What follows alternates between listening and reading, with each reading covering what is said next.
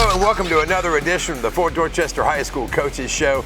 I'm the voice of the Patriots, Richard Todd, here with Athletic Director and Head Varsity Football Coach Steve LaPrade as the Patriots host Clearwater International Academy on a Saturday night at Patriot Field at Bagwell Stadium. Military Appreciation Night as well. We thank all the people who were out there in their service to this country, and we dive into first quarter highlights. And Steve, coming off of the game last week against Grayson, it was 28-0. You knew Clearwater was another top 50 program coming here to town to take you guys on. And when you start out, what you saw in the first quarter was most of the action happening on the Clearwater end. There was short fields for the Patriots. And one of the statistics of many that we'll talk about tonight is that in the last 3 games, Patriots have been in the red zone 9 times, come away with 0 points. Red zone execution, but short field for the Patriots, even though it did get a missed 36-yard field goal on at the beginning there in the first quarter. Yeah, it's just, it's really tough right now. We're just, we don't have any identity on offense. It's kind of like, we're grabbing, and everything we try to do, if we get enough blocking to throw a pass, we drop the pass. If we, we run the ball, there's no blocking, or we get a good play outside, and all we got to do is make one block, and we don't. It's, we're not playing very well at all on offense. It really doesn't matter what play we call right now because none of them are going to work. They're another good team. They're another good defense. We got the ball, I believe, twice inside the 25, 30-yard line. Yeah, short field. Should have been 14-0 early.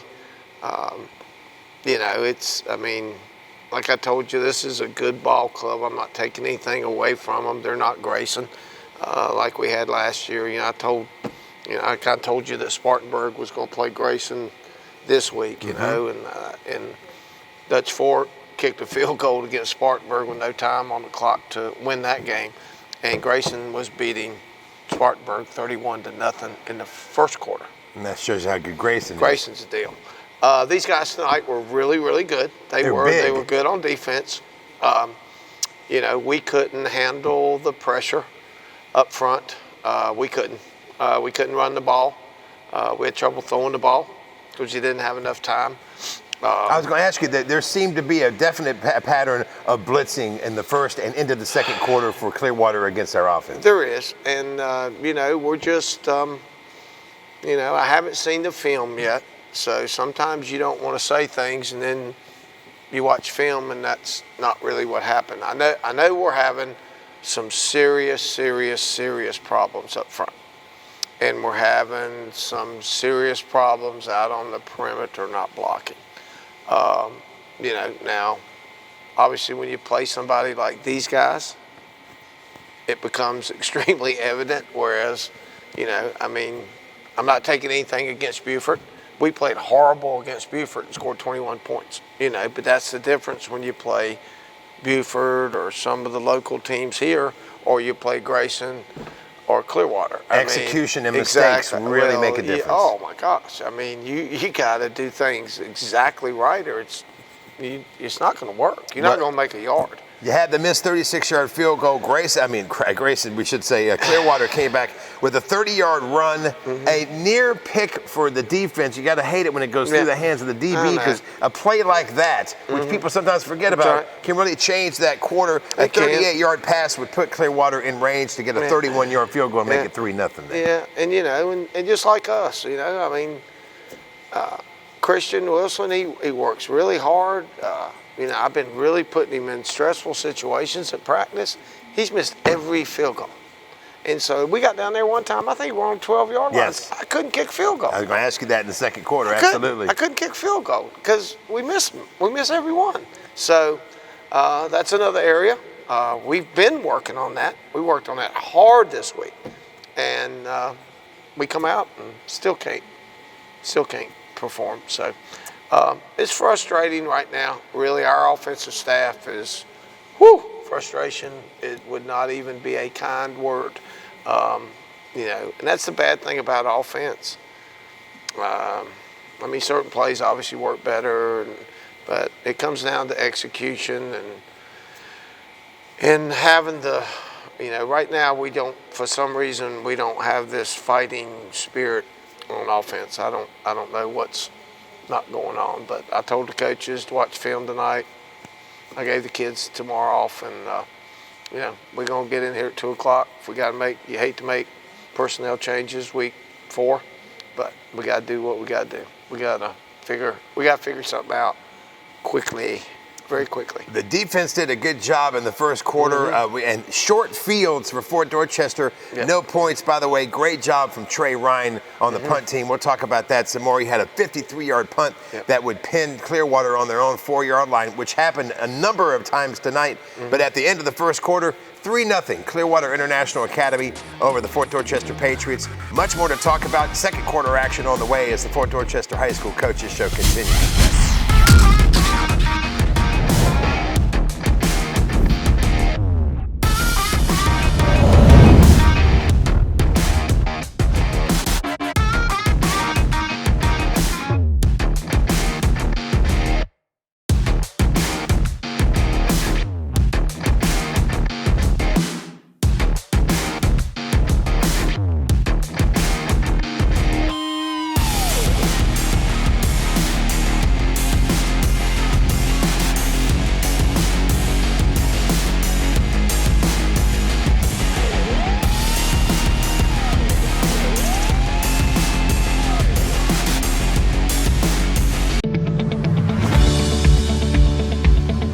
2 years 24,000 miles Holt Transmission Service, home of the 2-year, 24,000-mile warranty.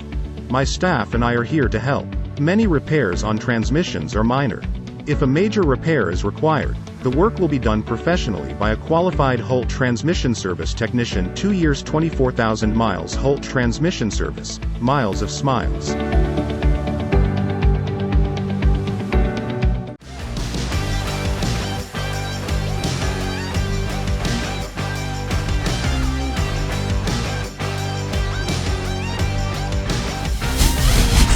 Welcome back to the Fort Dorchester High School Coaches Show. The Patriots trail Clearwater International Academy 3-0 as we enter the second quarter of action. And Coach, we mentioned this in the first quarter. You could see on defense for Clearwater, they were loading the box and they were blitzing on a regular basis. It did cause some punt situations, but we got to say, Trey Ryan had a few punts that really nailed Clearwater deep in their own territory, and that is the kind of the yard position game that we have played for years in making sure we either have short fields or pin them deep. Yep. And I mean, Trey was player of the week last week. He'll be player of the week this week. He plays his butt off, man. He does. I mean, he does so many things for us. He was the leading receiver too, 5 receptions for 50 yards. I'm sure. Yeah, I'm sure. He's a player, man. He's a football player. So, I'm happy with him, and yeah, we did a good job. I think this might be I don't think we've had a yard returned on us in like 3 or 4 years. It was very impressive to see Trey make such a difference on the punting squad. In fact, you could say special teams tonight was the best unit you had, with a blocked field goal, a blocked PAT, 3 great punts. Yeah, good job with special teams. The missed field goal, the field goals really hurting us. Yep. So after that punt, you have Clearwater driving. They get a touchdown called back on a penalty. Fort Dorchester keeps the drive alive with a personal foul call, and ultimately it'd be a 16-yard touchdown run for Clearwater to go up 9-0, and it was Jaden Aceveda with the blocked PAT for that 9-0 score. Yep. We work hard on that, and Jaden, he should have got the first one, really, to be honest with you. He used to get his hands up, but he plays hard. He's a good player. Our defense plays so well again. They just, at some point you just get wore down. I mean, they play 3 times the amount of plays our offense plays. I got the impression, in fact, you called a timeout because you felt like the defense was gassed. I did. I mean, I just thought they needed it. That's, and I think we ended up getting a stop there. It's, they play really, really hard. If we can ever match the effort of our defense on our offense, we'll start scoring some points. We're just not giving the effort on offense right now. And you got to understand that sometimes you just miss a block, or you miss this, or miss a route, or whatever, you get beat. That happens. It happens on defense, happens on offense. But when you watch stuff and then somebody just doesn't do anything, That's what we got to stop. We got to stop that. Well, Clearwater was up 9-0. Zoltan with a fumble and deep in your own territory on the 20-yard line. Yeah. The defense, again, stepping up and holding Clearwater, forcing a field goal blocked by number 11, Micah Anderson, to keep that 9-0 score. Yeah, and that's another thing we pride ourselves in is turnovers, and that's two. I think Zoltan fumbled 2, 3, 4 times tonight. He's not protecting the ball. It's killing us. Obviously. After the 9-0 score and the blocked field goal, the best drive of the night really maybe for the Patriots in the second quarter, moving the ball down the field, and probably the best offensive play of the game. A great scramble from Zoltan Osborne for a 22-yard gain to really put you down in the red zone yet again. Yeah, and once again, we got down there, and I think it was 3rd and 8 or something on that 15-yard line. And it bothers me, and I'm sure it bothers our kicker. It bothers me that I can't just line up and kick a field goal. And that's what I was going to ask. It was 4th down on the 12-yard line, and it would have been about a 29-yard field goal, but you went for it. I feel like I have to. I know people probably think I'm a horrible coach. I just can't keep lining him up, and he keeps missing field goals. So, we'll just keep working on it in practice. It's got to be a mental thing with him. I have no idea. He's got plenty of leg. He's a great kid. It's not a good thing to be a coach and don't feel like you can put your field goal. I've never been in that situation. I felt like I couldn't put my field goal kicker in on the 15-yard line and make field goal. So it's not a good situation to be in. Well, it was a 4th down there, and the ball turned over on downs. A 33-yard pass play for Clearwater got him out of deep in their own hole. Landon Whitlick, though, with a nice sack there to stop that drive and really stop the rest of the second quarter action. 9-0 at halftime for Clearwater going into the locker room. We're going to talk about the message to the Patriots, what happened in the third quarter, and we'll look ahead as the Patriots have much to work on, but they're still in the game 9-0 as we go to halftime with this game against Clearwater International Academy, and we'll take a look at second half action next on the Fort Dorchester High School Coaches Show.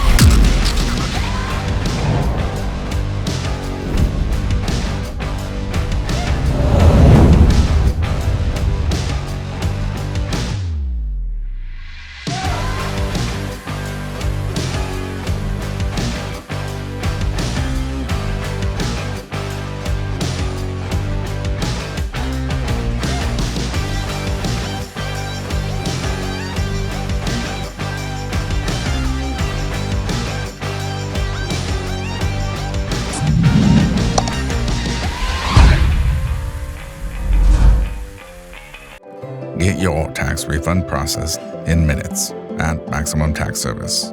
Do you have a business? No problem. If you have children 18 or under, come let us help you get a larger refund. Receive $1,000 with 0 interest, or you can get up to $6,000. Maximum Tax Service is family-owned and operated and will treat you like family.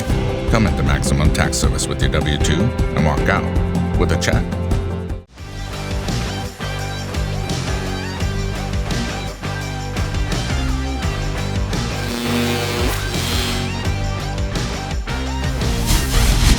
Welcome back to the Fort Dorchester High School Coaches Show. Clearwater International Academy coming to Patriot Field here at Bagwell Stadium with a 9-0 lead going into the second half. Coach, you're having offensive struggles.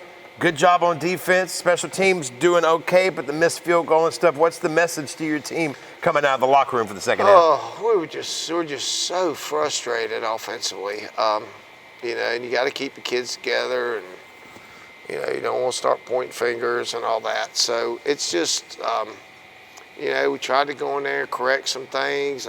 We got the ball to start the second half too. Yeah, we knew. We knew all week what they were going to do. They didn't show us anything different than what we knew. We just didn't execute at all. We didn't, and there was nothing. There wasn't any play in the playbook that we could run. And I know they're a really good team. My son has a friend that when he was at Clemson, played for Clemson, was really, really good. And he went to Palmetto, who they beat 28 out of Miami. They beat 28-0 last week. And that's why you scheduled them. It is, but I mean, I knew they were good, and I guess some of the stuff that we're doing now, we probably hadn't been playing this high caliber of teams, and I guess it raises its ugly head a little bit more. I'm not putting Berkeley down, but I know they're struggling a little bit this week, so I guess we'll see, where we're at with Berkeley this week. Just less room for error when you play teams like Clearwater and Grayson. Yeah, they just play so hard. They're good players. They had I think 4 huge commits. They were good size. They played hard. They were physical.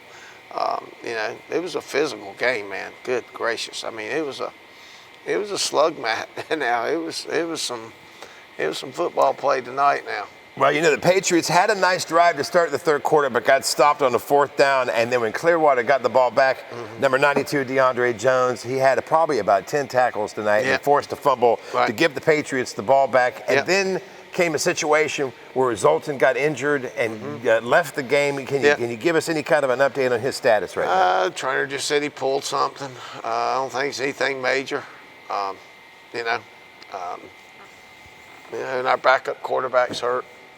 So you had Banks Wickersham, a freshman, come in. Banks is a freshman. He had one pass, and it was an interception. He did. And, then we had Austin Grady, who's a 10th grader. So 3 different QBs in the game. Yeah. So, and Zoltan's not ready to go. We'll probably have to make some adjustments and do some things for this week. But somebody's going to step up and get the job done. Zoltan's out. If he's out, we'll move on. Time to move on. Patriots had 76 yards passing, 70 yards rushing total for the game. Trey Ryan, again, another 54-yard punt, put Clearwater down on the 1-yard line. I know. Clearwater got a 23-yard run to dig themselves out of the hole. A personal foul against the Patriots gave them some more room. And a 99-yard drive ended up in a 25-yard touchdown run for Clearwater. And they would go for 2 and make it, and it'd be 17-0. Now let me ask you, that's the 3rd straight game that the third quarter has seen the opposing team dominate time of possession and make some long drives. I told them before the game, I said, listen, we're going to have aggressive penalties. I said, don't have dumb penalties. We had like 3 beyond dumb penalties. We knew they held a bunch. We watched in film. Gosh, they hold like crazy, and they got a lot of holding calls tonight. They do. They hold a lot, but, and they called them for it. That the penalty, that drive was done. It was like, 3rd and 18 or something. Well, there's no doubt if you watch the film, that 2-point conversion, his knee was down before he ever got to the end zone. I know, and then they didn't think he had the ball. I don't know. But that didn't have anything to do with the game. But it's just, we're not playing good and we're playing dumb. So that doesn't make things any better. But I heard our student section. I thought it was cool. When Banks came in. Well, it's just they were there the whole game. Yes, they were. Man. They're good. I was upset that our band didn't come tonight. I was going to ask you about that. I have no idea. That's the most puzzling thing to me. I just don't understand it. I don't understand it because I know you're a band guy, and don't they have the state championship on Saturday? After the state championship will be on the Saturday. I guess we're not going. Because obviously we don't do anything on Saturday, but a top 50 program comes to Patriot Stadium, Patriot Field, Bagwell Stadium. You want the band there. Yeah, that's the thing. It kind of, I've always said, how much they add the cheerleaders, and it'd been like the cheerleaders not showing up tonight.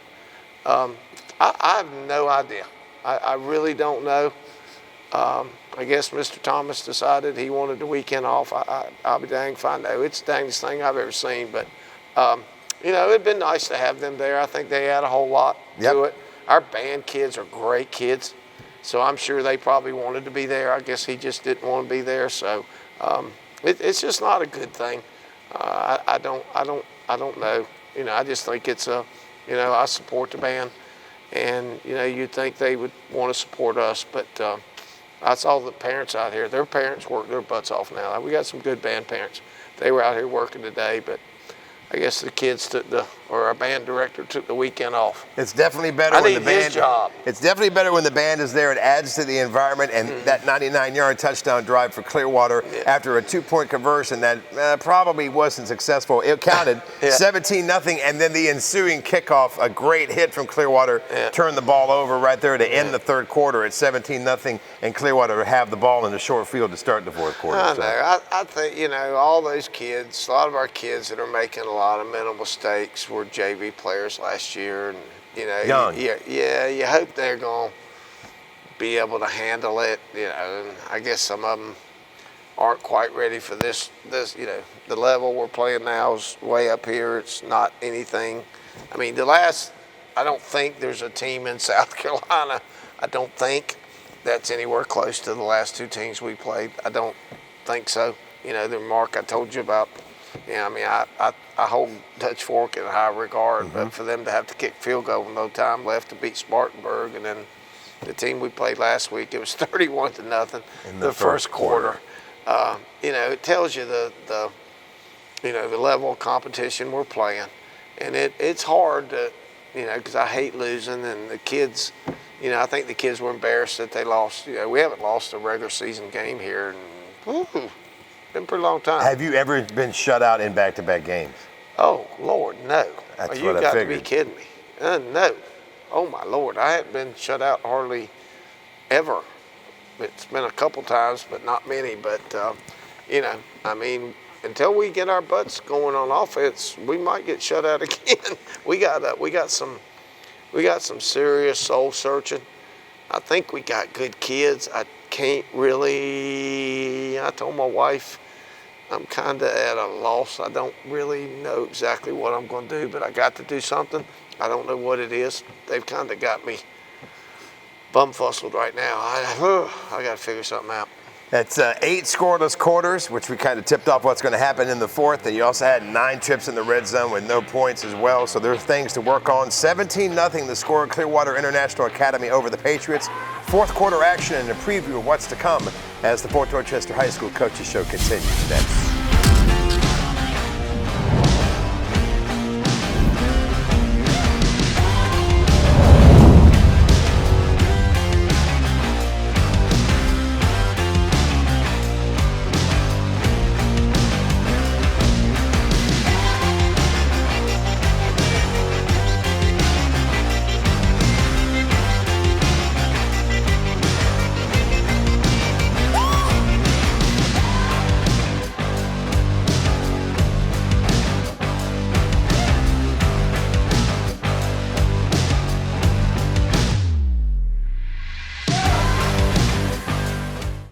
We took our signature sandwich and cranked it up to 11.